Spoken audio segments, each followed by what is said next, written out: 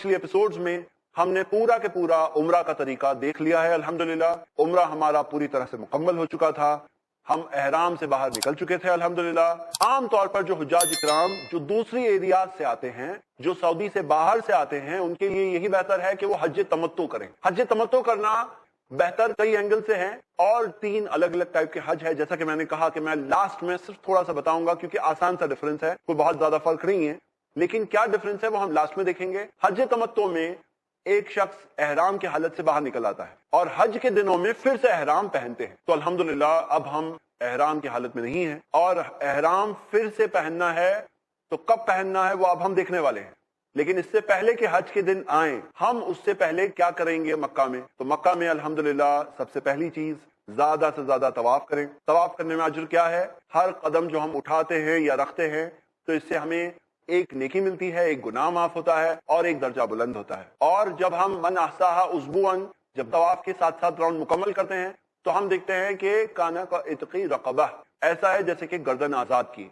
तो ये एक ऐसी इबादत है, आप दुनिया में कहीं और तवाफ नहीं कर सकते हैं, तो ज्यादा से ज्यादा तवाफ करने की कोशिश करिए। जमात से नमाज एक बार भी मिस नहीं करना है, क्योंकि एक नमाज का अजर 1,00,000 नमाज के बराबर है बाकी मस्जिदों के कंपैरिजन में, मस्जिद हरम में। इसके अलावा और क्या करें, ज्यादा से ज्यादा कुरान की तिलावत, इल्म हासिल करना। तहज्जुद के अंदर जो अल्हम्दुलिल्लाह अजान का एहतमाम होता है, जो नबी सल्लल्लाहु अलैहि वसल्लम के जमाने में तहज्जुद की एक अजान अलग होती थी, क्योंकि तहज्जुद में अजान का एहतमाम होता है, तो तहज्जुद की नमाज भी पढ़ने की पूरी कोशिश करिए इंशाअल्लाह।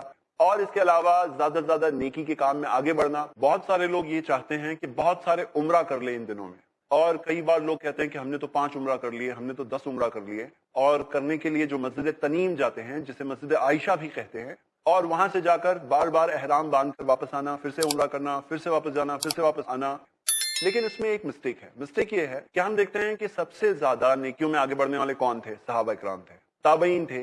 तो उनके जमाने में क्या ऐसा भीड़ लगी रहती थी वहां पर तनीम में जैसे कि आज लगी रहती है, या बार बार वो जा रहे हैं आ रहे उम्रा कर रहे हैं बार बार, क्या ऐसा होता था? तो हम देखते हैं कि ऐसा तो नहीं होता था। वहां पर अल्लाह के रसूल मोहम्मद सल्लल्लाहु अलैहि वसल्लम ने आयशा रदियल्लाहु अन्हा को भिजवाया था उनके भाई अब्दुर्रहमान के साथ, और अब्दुर्रहमान के साथ वो वहां हुदूद हरम के बाहर का मकाम है, जो लिमिट्स ऑफ हरम है ना, हरम स्टार्ट्स हियर जो बोर्ड लगा होता है, उसके बाहर का एक मकाम तनीम है। तो अल्लाह के रसूल मोहम्मद सल्लल्लाहु अलैहि वसल्लम ने वहां पर भेजा था आयशा रदियल्लाहु अन्हा को। क्यों?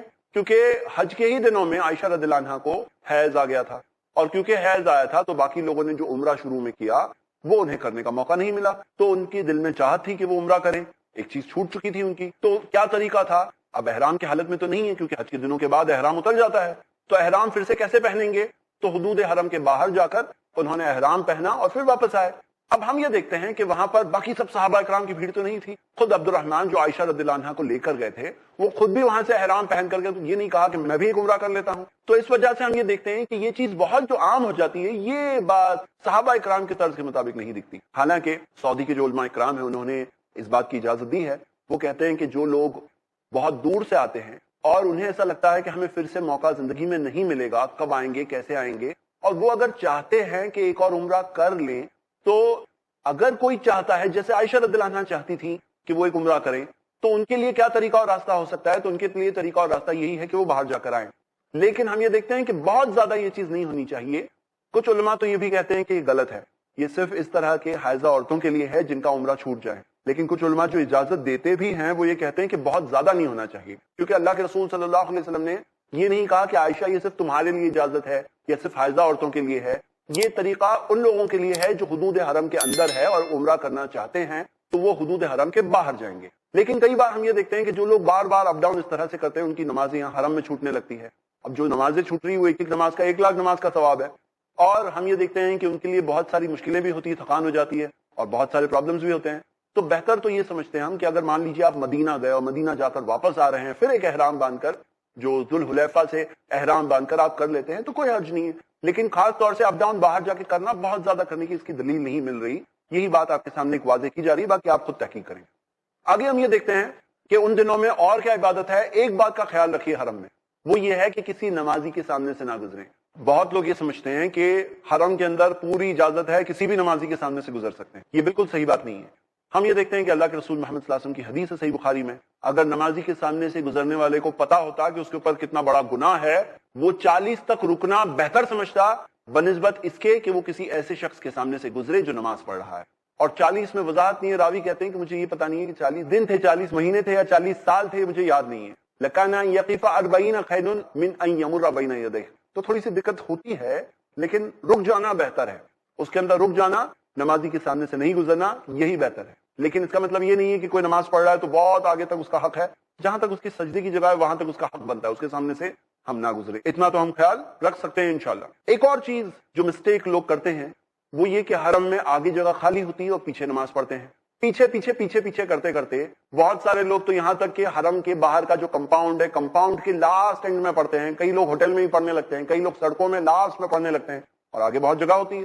تو وہ لوگ اس کے اجر کو کھو رہے ہیں. آپ اتنی دور تک گئے ہو, اتنی محنت کر کے, اتنے پیسے خرچ کر کے, کیوں تھوڑی سی کنجوسی کر رہے ہو؟ تھوڑا آگے بڑھو, تھوڑا سا جلدی نکلو, نماز کا وقت ہو, تھوڑا سا جلدی نکلو, آگے تک پہنچو. اور یہ اس طرح سے شارٹ کٹ مار کے نکلنے کا پلان اچھا پلان نہیں ہے.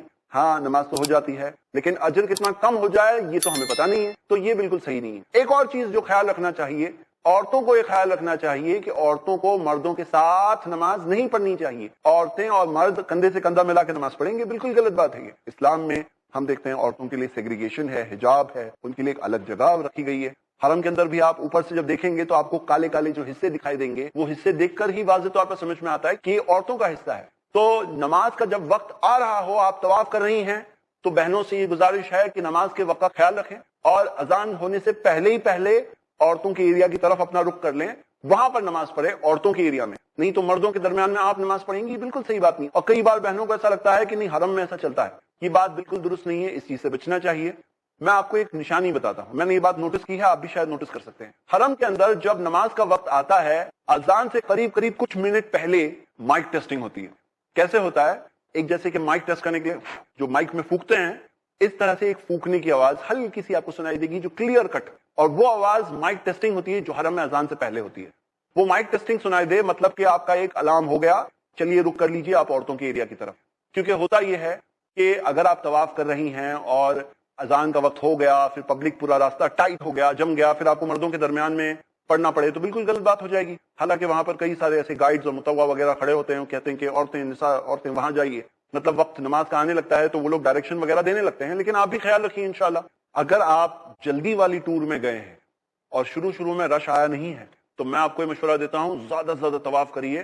کئی بار ایسا ہوتا ہے شروع کے دنوں میں 20 منٹ میں ایک شخص طواف مکمل کر لیتا ہے, بعد میں جب کراؤڈ زیادہ بڑھ جاتا ہے تو تقریباً 1.5 گھنٹہ 2 گھنٹے بھی لگنے لگتے ہیں. تو جو چیز کا موقع جب مل رہا ہے وہ موقع کو غنیمت سمجھتے ہوئے زیادہ سے زیادہ وہ طرح کی عبادت کر لیجیے انشاءاللہ. یہ بھی ایک مشورہ ہے.